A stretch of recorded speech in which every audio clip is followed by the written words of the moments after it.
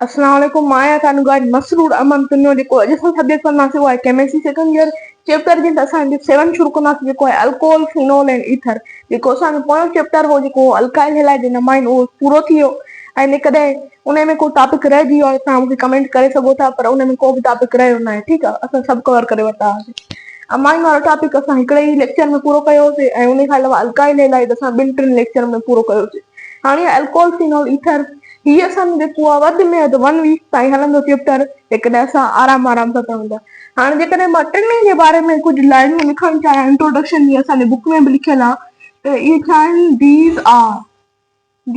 these are oxygen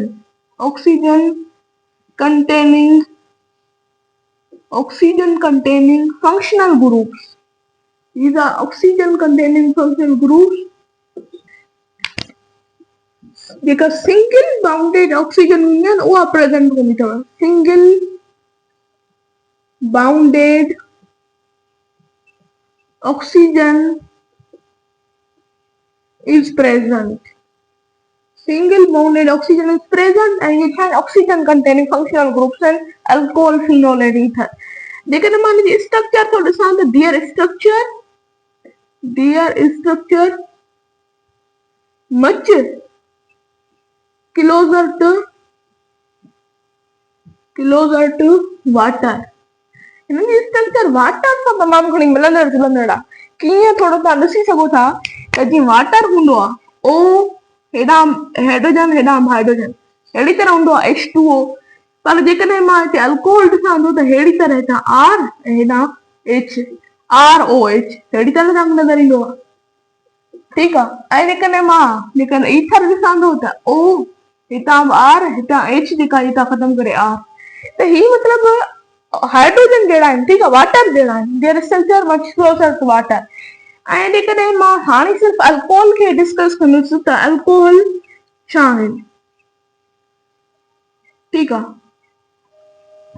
alcohol पहिरां त असांखे ख़बर हुजणु घुरिजे त कीअं ठाहियो शुरूअ में किथां आयो अल्कोहल यानी शराब किथां आयो त जेको अल्कोहल जी तारीख़ आहे हिस्ट्री आहे उहा तमामु घणी पुराणी आहे छाकाणि त जेके पैगंबर सगोरा आया हुआ त उन्हनि सभिनी हिन शइ खां मतिलबु पंहिंजे माण्हुनि खे झलियो त हिन शइ खां परे रहो अल्कोहल खां परे रहो यानी की तमामु घणी हिनजी पुराणी हिस्ट्री आहे त जेका असांजी बुक में लिखियल आहे असां उनखे जेकॾहिं फॉलो कयूं था त हीअ 18th सेंचुरी में अल्कोहल आयो ऐं इहो कंहिं आंदो माइकल फेराडे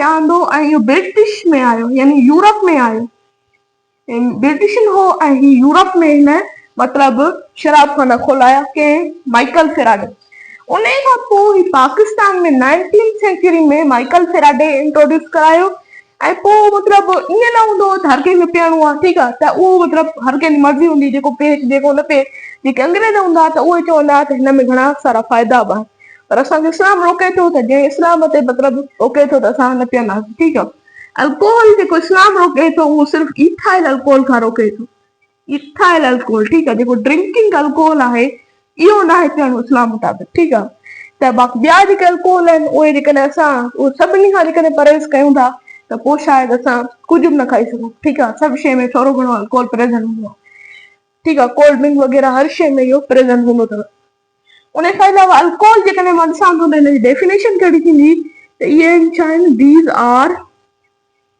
ऑर्गेनिक कंपाउंड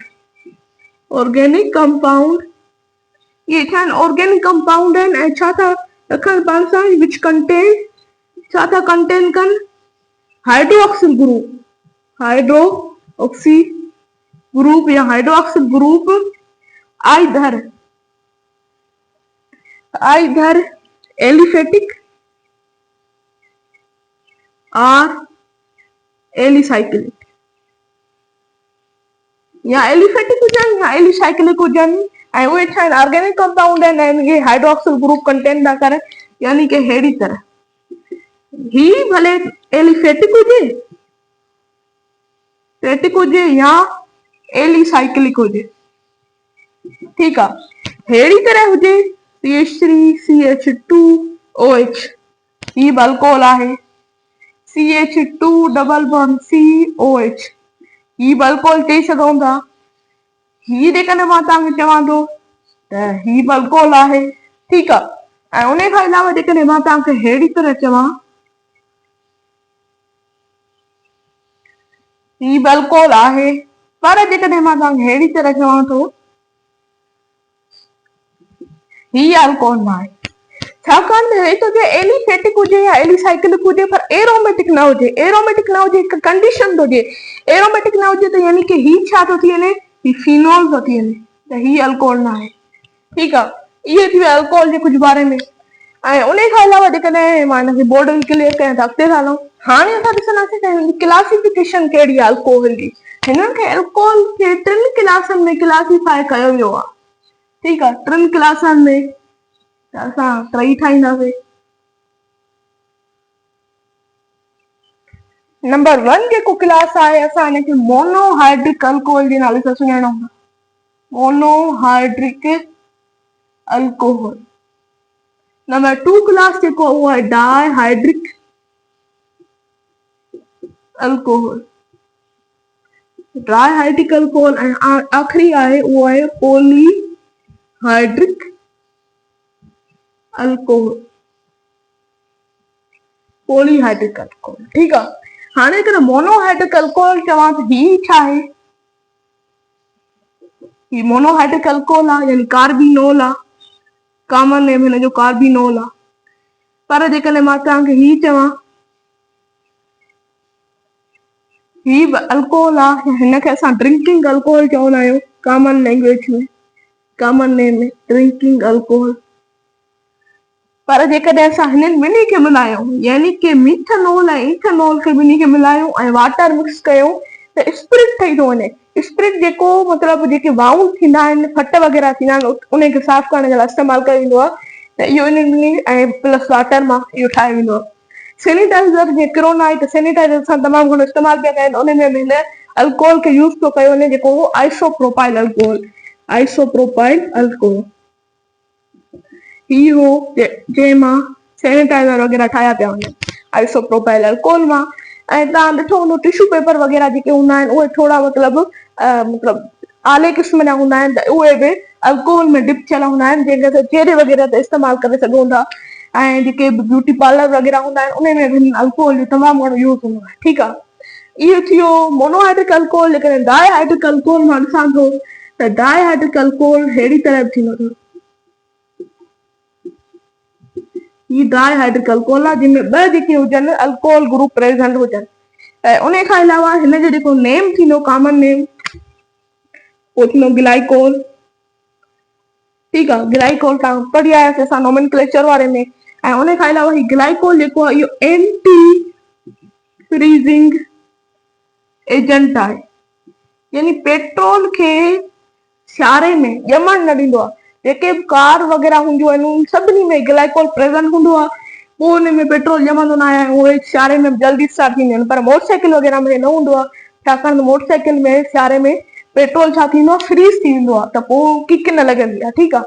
त ही अथव ग्लाइकोल। ऐं उन खां अलावा पॉलीहाइड्रिक अल्कोहल जेकॾहिं मिसाल मां ॾियां, ठीकु आहे, ही पॉलीहाइड्रिक अल्कोहल जंहिंमें 3 फंक्शनल ग्रुप प्रेज़ेंट आहिनि ऐं हिन जो नालो अथव ग्लाइसरोल। ऑयल वग़ैरह में प्रेज़ेंट हूंदो अथव, ऑयल वग़ैरह में, ठीकु आहे। इहो थी वियो कुझु बेसिक हिननि जा इंट्रोडक्शन। ऐं उन खां अलावा मोनोहाइड्रिक अल्कोहल खे वधीक 3 क्लासनि में क्लासिफाई कयो वियो आहे, ठीकु आहे। मां जेकॾहिं हिनखे क्लियर कयां,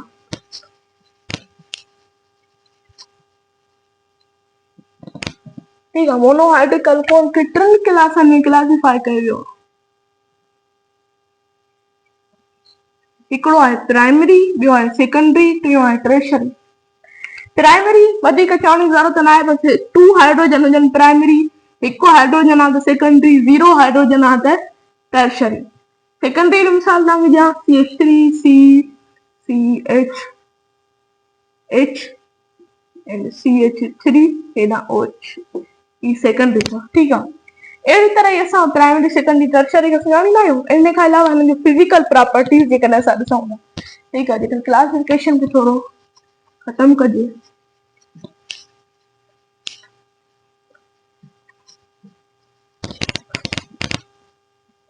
हाणे अचनि हुननि जूं properties.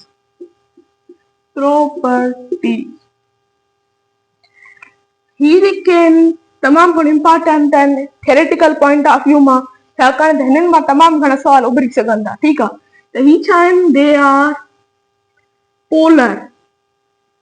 Polar compound, organic compound चवां थो, polar organic compound soluble in water forming hydrogen bonding। ये छा है? हे पोलर है, पोलर ऑर्गेनिक कंपाउंड है, यानी पोलर है तो ज़ाहिर है त ये छा हूंदा? soluble in water हूंदा, ऐं soluble in water आहिनि त यानी हाइड्रोजन बॉन्डिंग ठाहींदा हूंदा। ही हिकिड़ो ई जेका लाइन आहे इहा तव्हांखे घणियूं ॻाल्हियूं ॿुधाए थी त इनखे यादि कंदा कयो। ठीकु आहे, ये बेंजीन में हो, बेंजीन में असां पढ़ी आयासीं these are cancer producing agent, वरी साईं एरोमेटिक कंपाउंड, इहा सॼी लाइन हुई। हिन में बि इहा सॼी लाइन आहे, इहा तव्हांखे यादि करणी। ठीकु आहे, हिन में सॉल्युबिलिटी जेका आहे हिननि जी solubility decrease with increase non-polar part। Alkyl halide में जो पढ़ी आहे सॉल्युबिलिटी डिक्रीज पे थियो, नॉन पोलर पार्ट वधे पियो, यानी आर वधंदी त सॉल्युबिलिटी या पोलरिटी असां चऊं, पोलरिटी यानी सॉल्युबिलिटी छा थी थिए? खुटे थी। ठीकु आहे, हाणे हिन जो ऑर्डर ॾिसंदासीं असां त हिन जो ऑर्डर कीअं थो थिए त पहिरियों हूंदो आहे प्राइमरी, पोइ हूंदो आहे सेकेंडरी, पोइ हूंदो आहे टर्शरी। ठीकु आहे, उन खां अलावा रिएक्टिविटी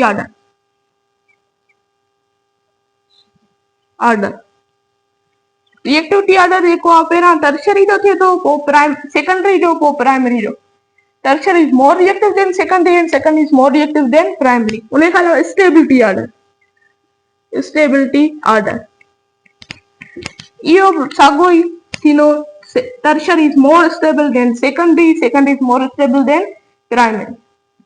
हाणे अचे थी मेल्टिंग एंड बॉइलिंग। हाणे जेकॾहिं असां मेल्टिंग एंड बॉइलिंग पॉइंट ॾिसूं था, melting and boiling point of alcohol जेका आहे उहा अल्कीन, अल्केन, अल्काइन ऐं अमाइन सभिनी खां छा हूंदी आहे? वधीक हूंदी आहे। And melting and boiling point increase with increase molecular mass. Molecular mass वधंदो त मेल्टिंग बॉइलिंग पॉइंट छा थींदी? वधे। सभु प्राइमरी हुजनि, अल्कोहल सेम हुजे, प्राइमरी आहे त प्राइमरी हुजे, सेकेंडरी आहे त सेकेंडरी हुजे।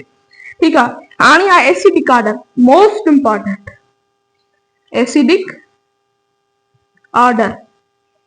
एसिडिक ऑर्डर जेको आहे उहो थींदो आहे पहिरियां कंहिंजो मिथेनॉल, पोइ थींदो आहे इथेनॉल, पोइ थींदो आहे प्रोपेनॉल। ठीकु आहे, पोइ थींदो आहे ब्यूटेनॉल। इहो अथव एसिडिक ऑर्डर। ठीकु आहे, यानी कि हे जेके हूंदा एसिडिक वधीक हूंदा, यानी प्राइमरी एसिडिक तमामु घणो, सेकेंडरी थोरो घटि, टर्शरी अञा घटि। ठीकु आहे, हे ओवरऑल। हाणे पर जेकॾहिं मां ही ॾिसां थो मिथेनॉल कीअं घणो आहे। ठीकु आहे, त मिथेनॉल ते तव्हां ठाहियो ओ हेॾां एच। हाणे ही छा आहे? ही ॾियण वारो आहे। ठीकु आहे, ही ऑक्सीजन खे इलेक्ट्रॉन ॾिए थो, इलेक्ट्रॉन जेकॾहिं ॾिए थो त हिन जो नेगेटिव इफेक्ट तमामु घणो थो थी वञे। ही तमामु घणो इलेक्ट्रॉन ॾिए थो त हिन जो नेगेटिव इफेक्ट तमामु घणो थो थी वञे, पोइ ही जेको आहे हिनखे छॾे ई नथो। ठीकु आहे, त उन खां अलावा जेकॾहिं मां ही ॾिसां थो, ठीकु आहे, CH3 CH2O ऐं हेॾां H। ही इलेक्ट्रॉन थो ॾिए CH2 खे, CH2 हिनखे इलेक्ट्रॉन ॾिए थो, पर CH3 गुड इलेक्ट्रॉन डोनर आहे, पर CH2 जेको आहे बेड इलेक्ट्रॉन डोनर आहे, ही सुठो इलेक्ट्रॉन ॾियण वारो न आहे, त ही इलेक्ट्रॉन घटि ॾींदो त यानी नेगेटिव जेका हूंदी इफेक्ट घटि पवंदो, इन करे ही एसिडिक घटि आहे। अहिड़ी तरह सां जेकॾहिं मां प्राइमरी, सेकेंडरी ऐं टर्शरी वारो कॉन्सेप्ट ॾिसां थो, ठीकु आहे, जेकॾहिं CH3 CH3 ठीकु आहे, हीअं आहे त ही बि ॾियण वारो ऑक्सीजन खे, ही बि ॾियण वारो, ही बि ॾियण वारो। हे तमामु घणा ॾींदो त हिन ते नेगेटिव चार्ज तमामु घणी पवंदी, ऐं ही तमामु नेगेटिव चार्ज घणी पवंदी त हिनखे हाइड्रोजन खे छॾींदो न, छाकाणि त हिनखे छॾींदो त अनस्टेबल थी वेंदो। इन करे जीअं छॾींदो वरी हिनखे पकड़े वठंदो, त ही छा आहे? इहो ई प्राइमरी, सेकेंडरी, टर्शरी इहो ई अथव। ठीकु आहे, त अॼु जे लेक्चर में एतिरो ई। सुभाणे इंशाअल्लाह हिन मां जेके ॿिया टॉपिक रहनि था उहे कंटिन्यू कंदासीं। जेकॾहिं मुंहिंजो तव्हांखे लेक्चर पसंदि आहे त मुंहिंजे लेक्चर खे ज़रूरु लाइक कयो ऐं मुंहिंजे चैनल खे ज़रूरु सब्सक्राइब कयो। अल्लाह हाफ़िज़।